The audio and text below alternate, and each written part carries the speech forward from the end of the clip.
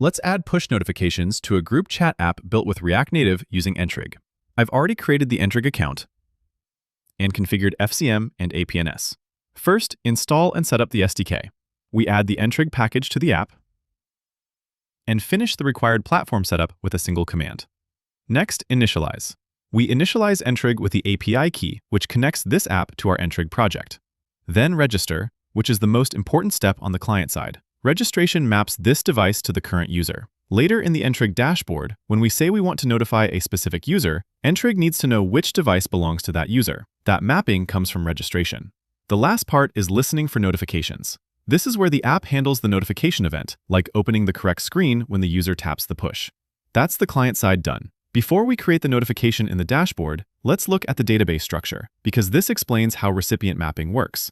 We have a users table, a groups table, a group members table, and a messages table. When a new message is inserted, we know which group it belongs to. From that group, we can find the members of the group, and those members become our recipients. This is the data path Entrig uses to answer the question, who should receive this notification? Now let's create the notification. Notification creation comes down to 3 questions: when to notify, who to notify, and what to notify. First, when to notify. This is the event that triggers the notification. In our case, we want to trigger whenever a new row is inserted into the messages table. So every time a message is created, Entrig evaluates this notification. Second, who to notify.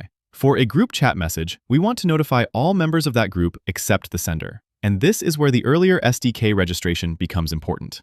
The dashboard answers which users should get this notification. The SDK answers which device belongs to each of those users.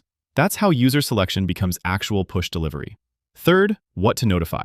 This is the payload and message content. We define the notification type, the title, the body, and any extra data the app needs. For a message notification, that could be the group ID, group name, sender name, and message text. Then when the user taps the notification, the app can use that payload to open the exact chat screen. Now let's test the created notification. I'll insert a new message into the database to simulate a message being sent in the group. Entrig evaluates the rule, finds the right recipients, and sends the push. The notification arrives on iOS, and when the user taps it, the app will open the correct chat using the payload data. So to summarize, on the client, install, initialize, register, and listen. In the Entrig dashboard, when to notify, who to notify, and what to notify.